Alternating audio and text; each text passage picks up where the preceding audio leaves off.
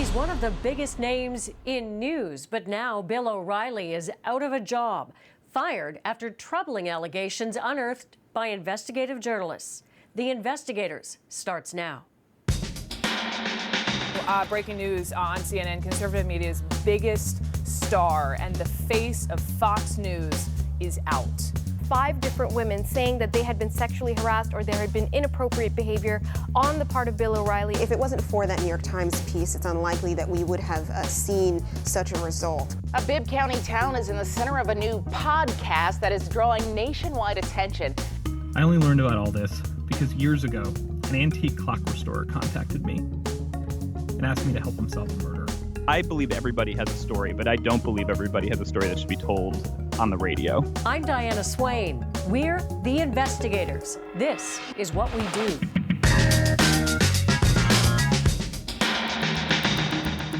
This week, we're digging into how journalists navigate the line between private lives and public interest. When an investigation involves a popular TV host, allegations of sexual harassment, and a publicly traded company, the public's right to know is pretty clear. Caution, you are about to enter the no-spin zone. Bill O'Reilly was the face of Fox News, dominating U.S. airwaves for more than 2 decades and netting his employer hundreds of millions of dollars in revenue. So tonight, I just want to get the audience to know who you are, Jorge, you know? They may be horrified, but I think I have to do it. Making O'Reilly an influential conservative voice on the national stage. But all that changed quickly.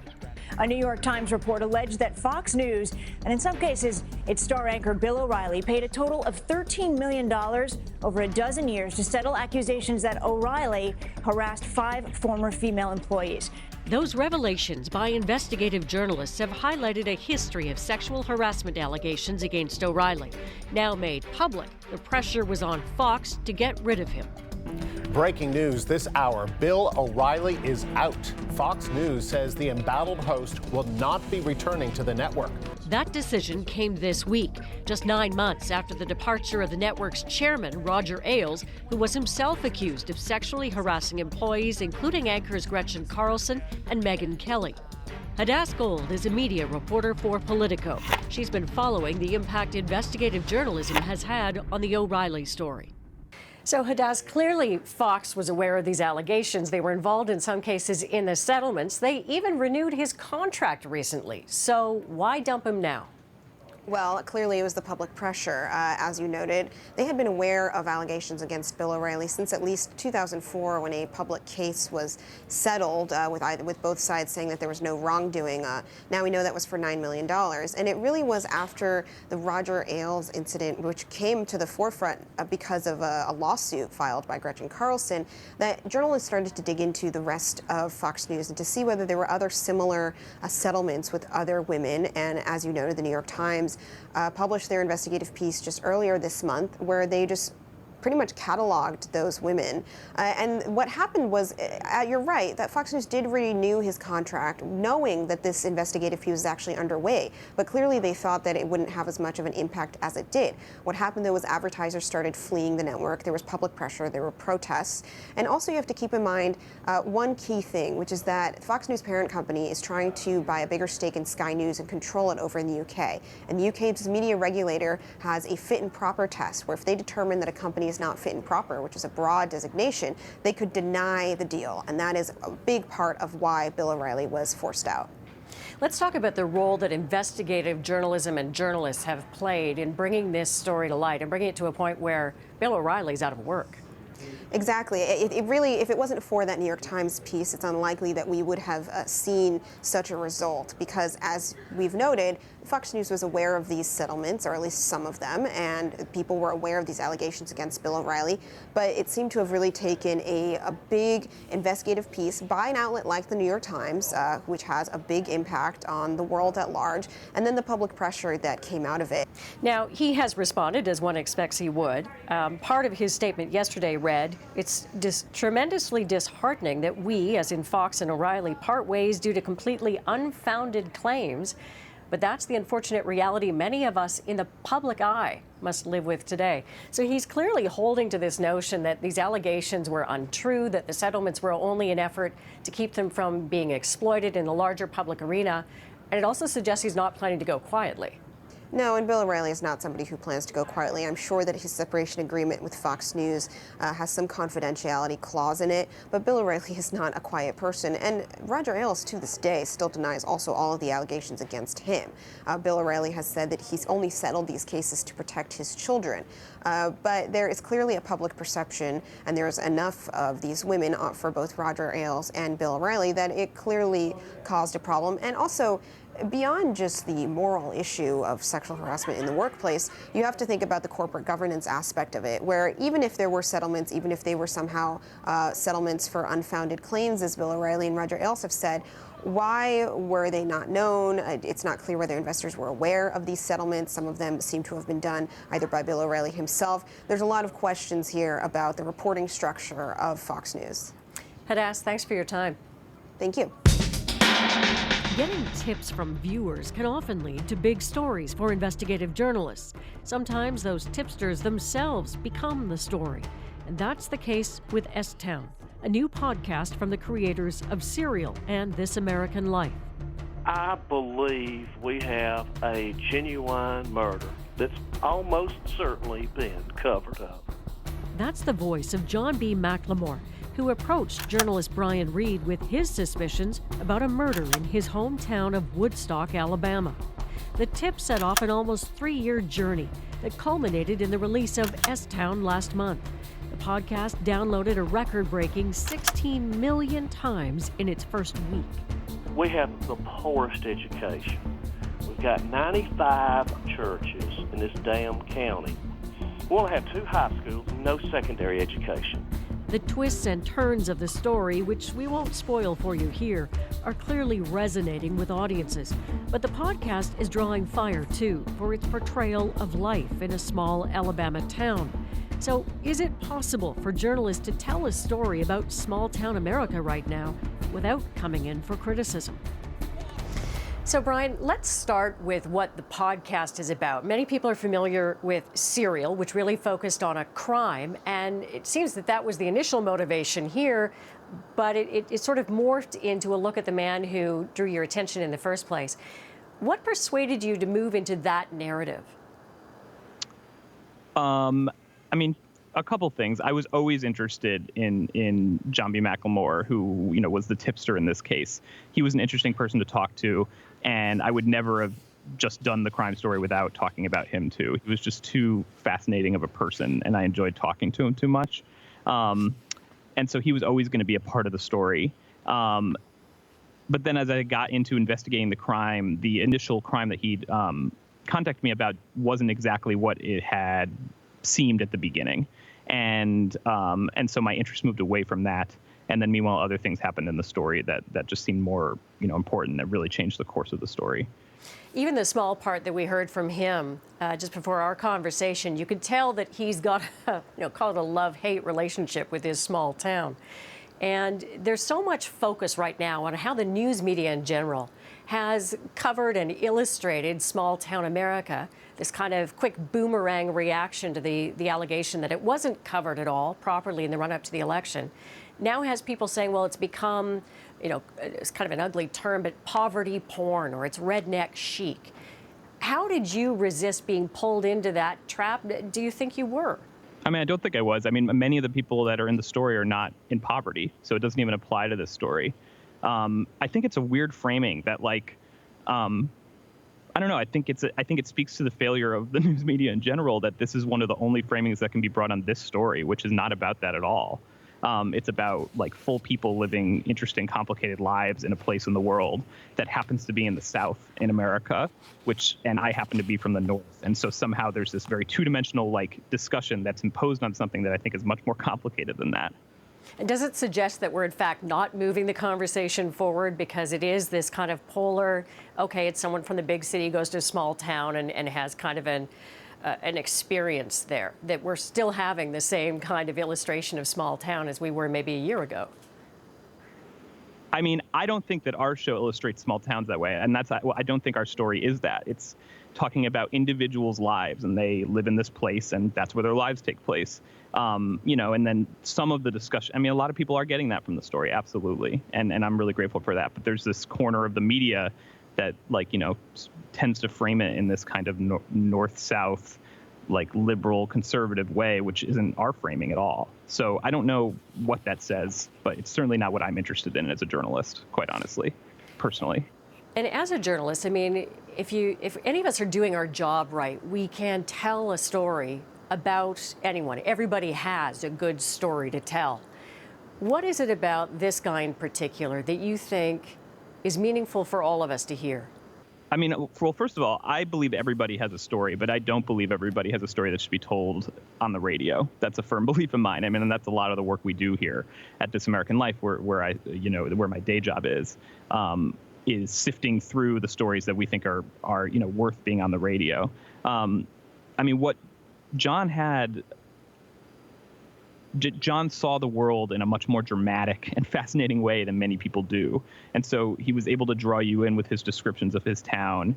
But he was also very emotional deep down, but would try to hide it. He was, brilliant and tortured and funny and darkly funny. And he did invite me into, a very specific place that, isn't the easiest place to go into as a journalist, and really was unfiltered in sharing about that place and introduced me to other people who were unfiltered.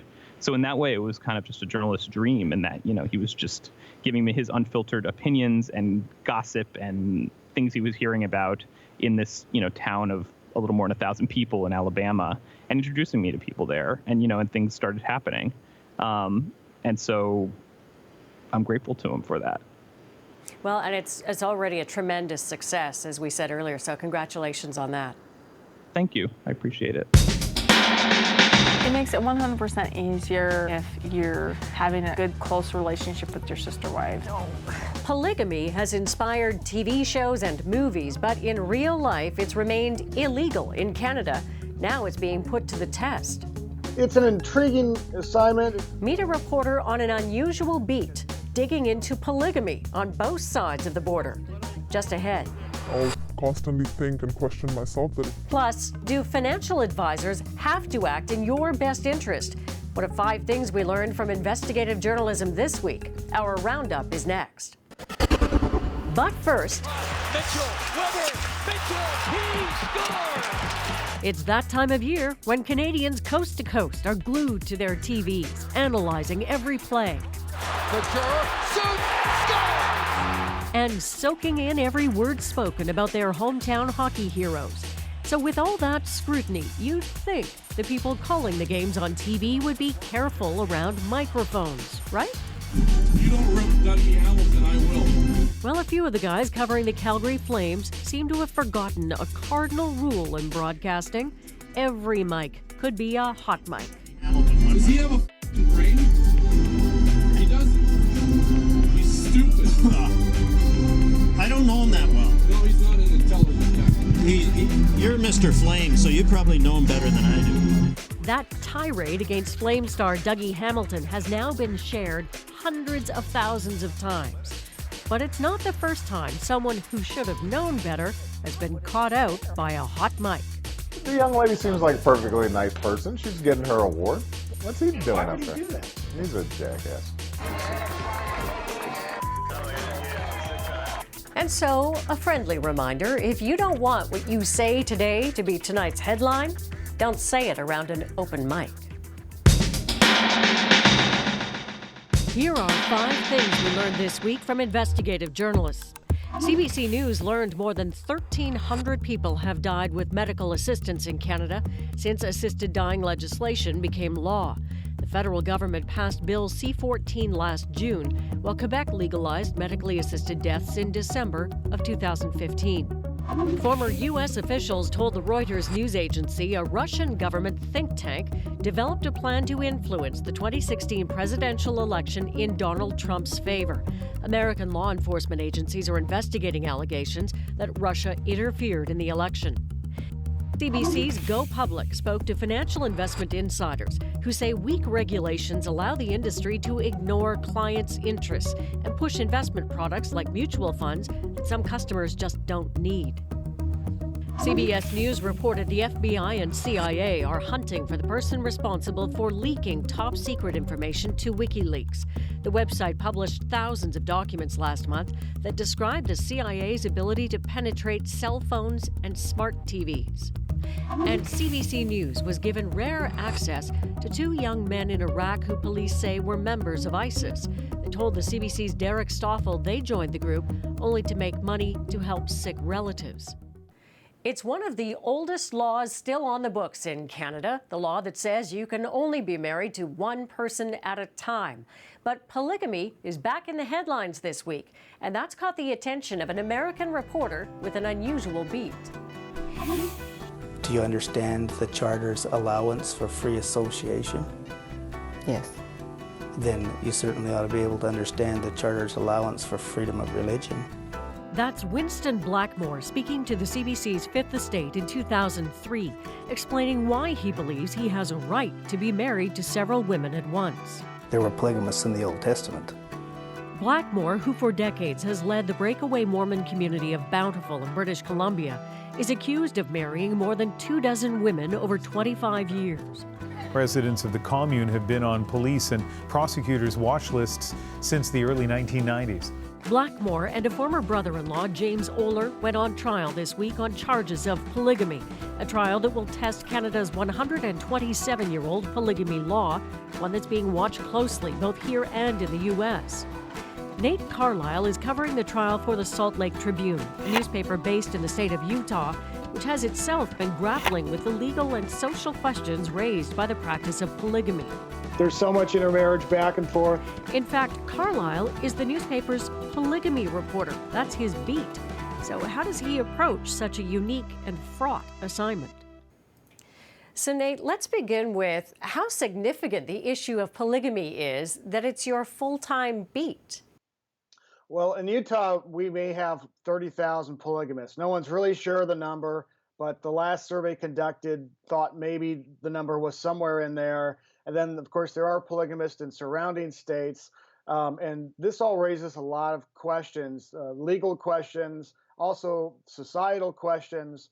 And we view this community as much like we would other communities in Utah. But because there are so many significant questions and there tends to be a lot of legal cases involving this community, we have assigned someone to a full-time beat. And that happens to be me. It's been me full-time for about 4 years now and off and on for about 8 years prior to that. Few things are as polarizing for people, Nate, as religion. Is this a tough assignment for you? It's an intriguing assignment. It's an intellectually stimulating assignment because it gets into so many different areas. I mean, one polygamist group, for example, pretty much runs the two municipal governments on the Utah-Arizona line. So I have to do a lot of municipal government reporting. Of course, there's religious aspects to this, so I have to be a bit of a religion reporter sometimes. There's legal questions about polygamy, so I have to research the law and I have to speak to attorneys. I have to follow court cases pertinent to the issue. There's a lot of different aspects to this beat. I'm using a lot of different journalist skill sets. It's very intellectually stimulating. Polygamy obviously refers to the act of being married to more than one person at a time, but is the real issue for people often the age and consent of the bride? Often that has been an issue, yes. Although I should say in the recent polygamy debates in Utah, that hasn't come up as much. For example, there was a court case with what we call now the Sister Wives family, the Browns family that's on the television show Sister Wives.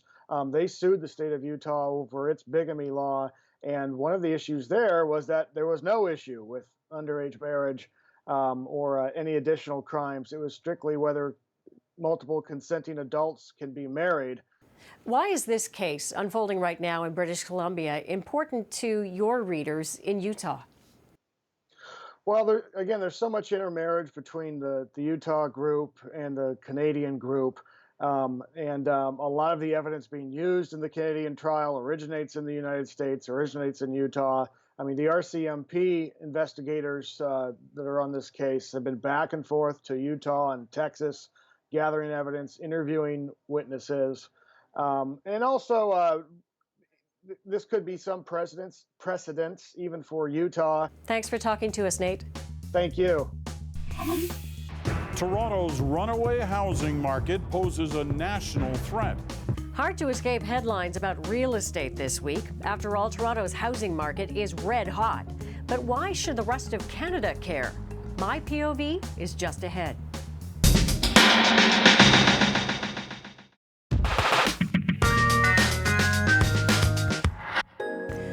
I was born in northern Manitoba. I was raised in BC's Fraser Valley. And even though I live in the Toronto area now, I'm probably always going to think of myself as a Westerner, which is why I understand if people in the West are rolling their eyes a little at all the hand-wringing here over skyrocketing housing prices.